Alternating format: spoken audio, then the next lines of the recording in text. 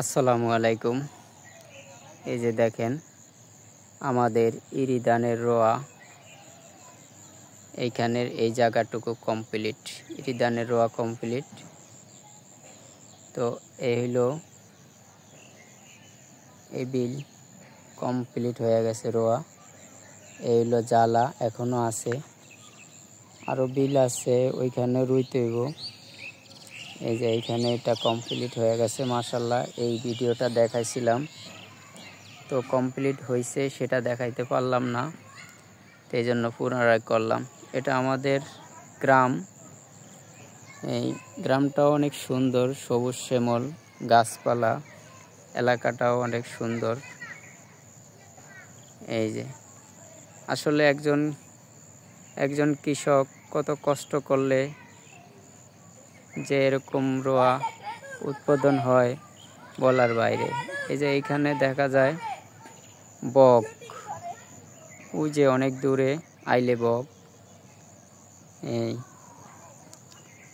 তো সবাই অবশ্যই আমরা কৃষকের জন্য দোয়া করব, কারণ কৃষক মাটির সাথে মিশানো। কৃষক যদি কষ্ট করে ফলন না ফলান তাহলে উপর পর্যন্ত যাইতে খুবই কষ্টকর। তাই আমরা সবসময় কৃষকদের পাশে থাকব, কৃষকদেরকে উৎসাহ করব।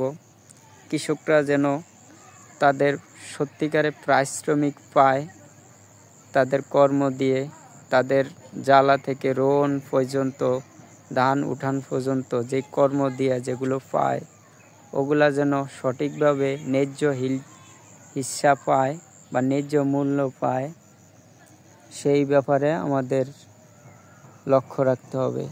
একজন কৃষক যে কত কষ্ট করে সেটা আমি নিজে প্রমাণ, কারণ আমি নিজে কাজ করি বিদায়।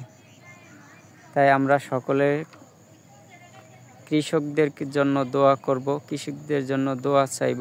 আল্লাহ যেন কৃষক ভাই বোনদেরকে সুস্থ রাখে এবং তাদের যেন ন্যায্য অধিকার ফিরে পায়।